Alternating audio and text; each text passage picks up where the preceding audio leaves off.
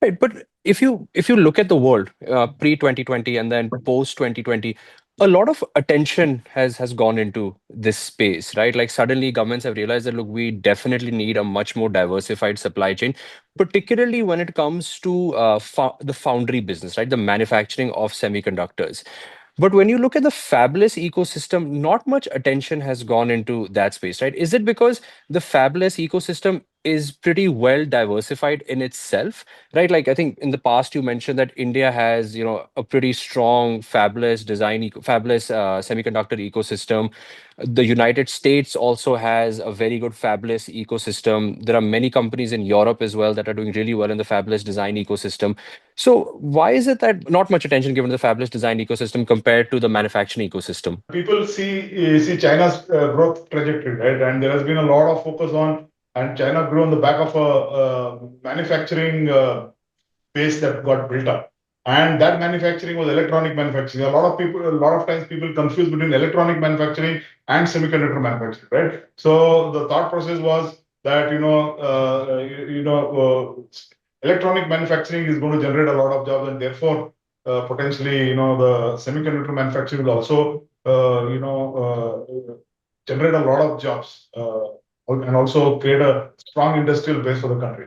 Well, that I think was the fundamental argument, and also the strategic geopolitical reasons, right? You had a single point of failure in TSMC, and too geographically concentrated in a very small region, and the supply chain had to be diversified, and that's why you wanted to build that. From our own strategic perspective, you need to have a fab because there are areas like defense and military and space where you probably have to build your own chips, sorry, design your own chips and build them and manufacture them. And you don't want any external dependencies. But fabless uh, wasn't as glamorous at that time, and see, you are as good as the issues that you see at that time, right? Mm, So Nvidia was not what Nvidia is today. So largely, if you look at from a value creation perspective, the fabless ecosystem generates far more value than a fab, mm, right?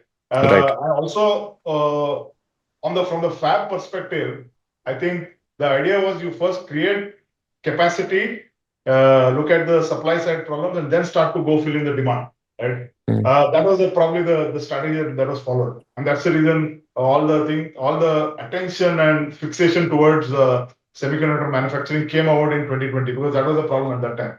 But if you see since then, all the trillion-dollar companies, Nvidia, starting with Nvidia, they are all fabless companies, right? mm, And fundamentally, India has always thrived in design.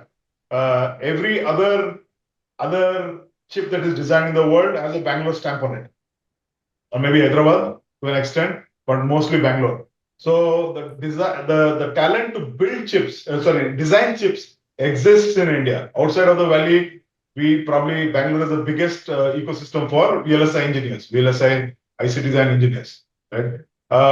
So probably it is also, in some sense, घर की मुर्गी दाल बराबर types, right? I don't know. I mean, the loose analogy, but it is already there.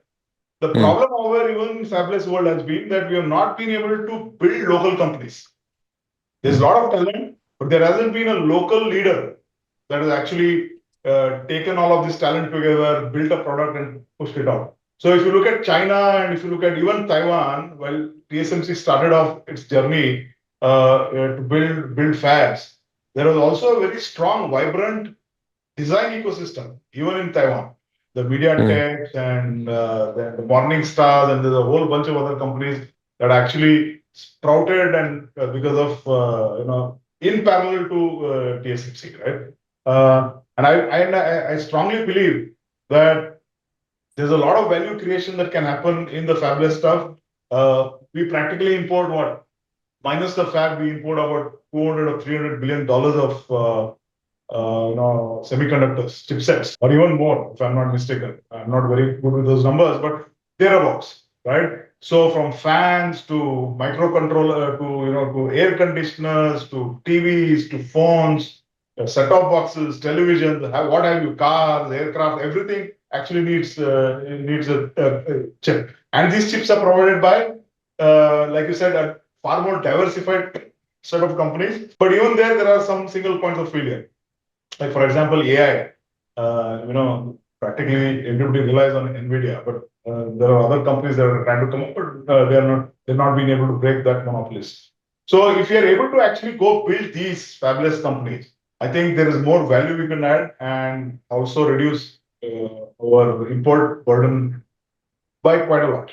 Take the mobile phone itself, right? Hmm. While we have uh, taken some strides towards indigenizing manufacturing in India, not a single component still actually is Indian in that.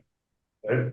We are doing value-added manufacturing, maybe some basic, I would say basic mechanical stuff and stuff like that get that. But by and large, none of the electronic components are made in India.